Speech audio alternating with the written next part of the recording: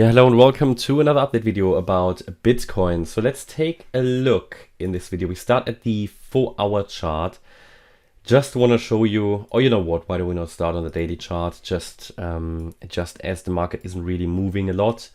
There are different ways of how this can be interpreted. This entire move here that started basically from March 2020. Yeah, everything before that we had a 1-2 setup here, another 1-2 setup, and this is another larger 1-2 setup. So we've got 3 large 1-2 setups on the Bitcoin chart. I talked about that before.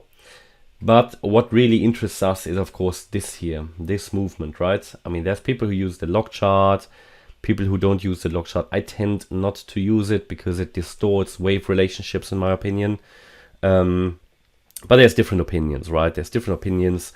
I can only tell you that in the entire Bitcoin analysis, this wave pattern and the log chart, the arithmetic, the linear chart, they have served a really, really good purpose for us. So it works.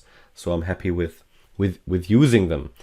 The view is that we topped here in April 21 in what I believe was a wave 1. We are now in a wave 2. I don't think, at least there is no sign for it, that Bitcoin has completed the wave 2, which means there is no sign that Bitcoin has completed the correction. There's no sign that Bitcoin has put a low in place in this bear market. It could be because it has, without a doubt, come down enough. You'll know that back in November we talked about prices below 30k.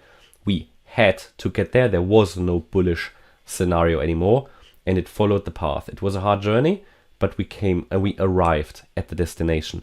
And now we just need to be alert.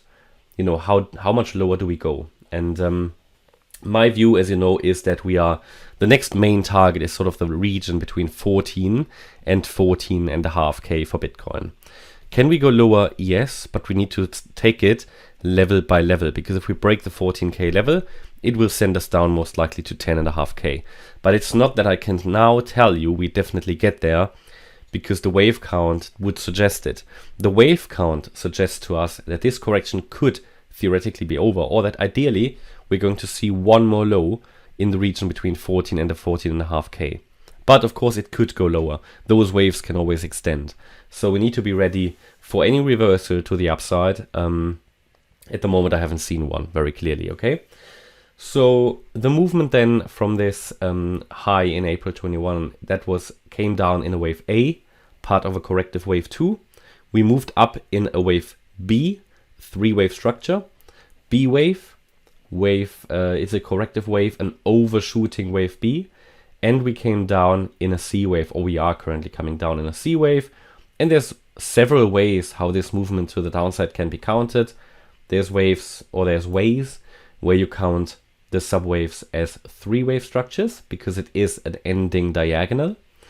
Then you have to count each of these 5 subwaves, 1, 2, 3, 4, and 5, as 3-wave structures. I did that here in this example. There are other ways of counting it, and to be honest, it doesn't really matter so much, because what really matters now is what happens down here.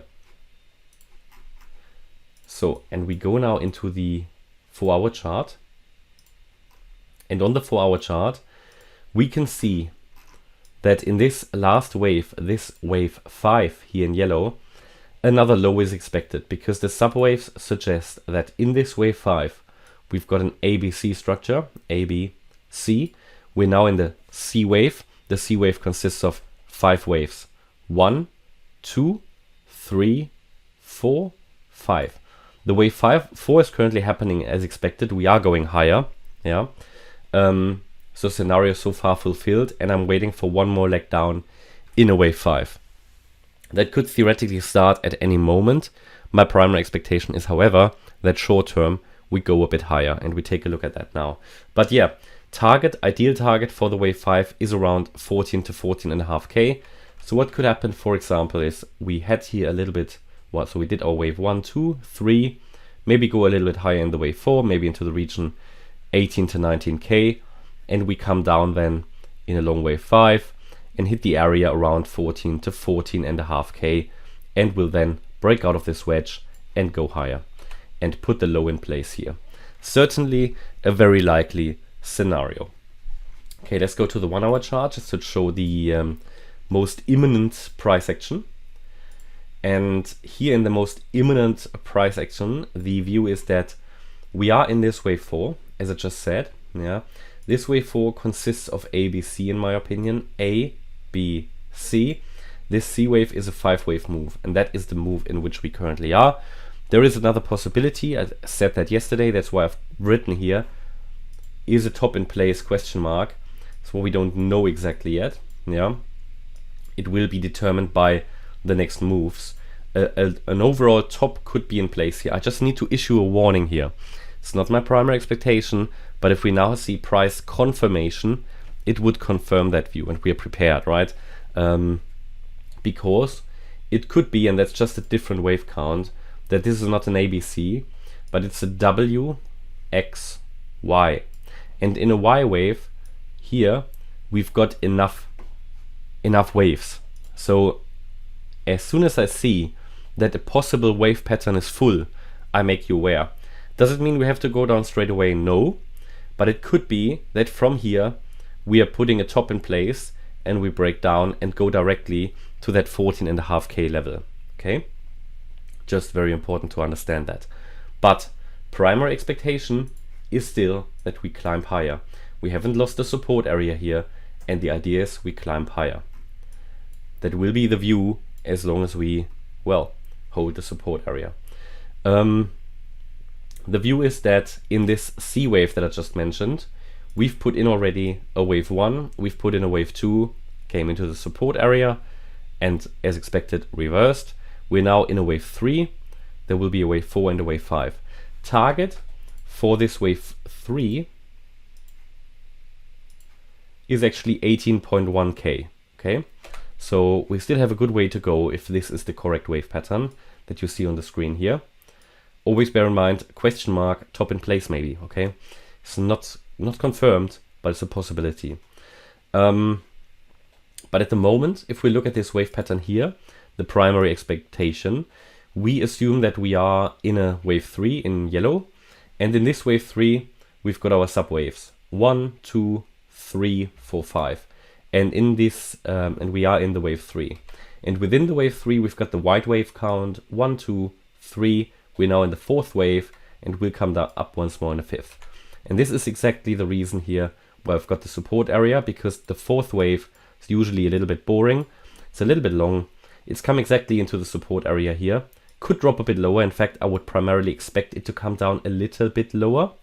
Yeah. And to be fair, I think I will move this wave 3 here. It just fits better the overall wave count, okay, to put that wave 3 here. Let me just think. Yeah, it would fit better. Might need to do some readjustment here of the subwaves.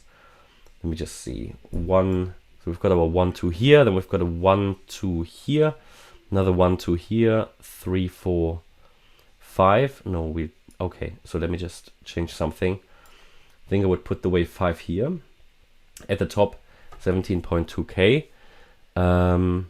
That's the green count. We could argue this was the wave 3. Okay, so maybe, and that's just an idea, this, and again, with those micro counts, this is sometimes very fragile, this stuff. Maybe we already had the wave 4 in here yesterday.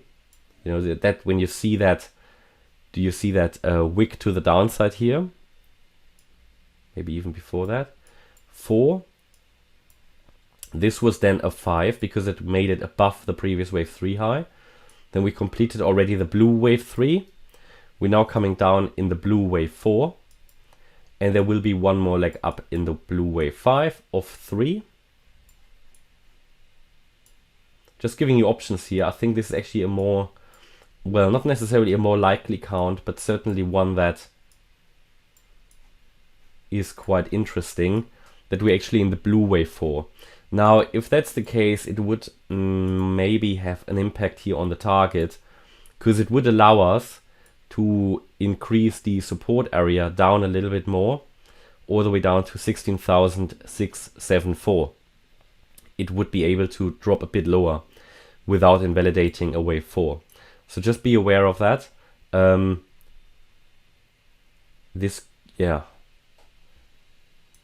it's hard sometimes, you know, with those lower level waves. Some analysts don't do them at all. I think they're always important for a roadmap, that you have an understanding of where are we actually here in the process, in the cycle.